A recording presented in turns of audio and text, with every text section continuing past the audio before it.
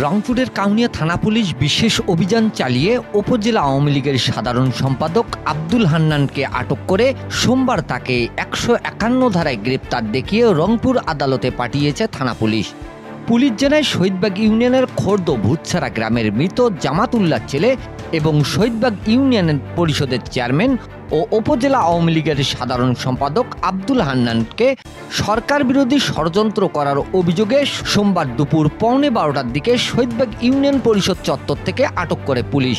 আইনি প্রক্রিয়া শেষে উপজেলা আওয়ামী লীগের সাধারণ সম্পাদক আব্দুল হান্নানকে আদালতে পাঠানো হয়েছে বলে জানায় কাউনিয়া থানার ভারপ্রাপ্ত কর্মকর্তা আব্দুল লতিফ শাহ।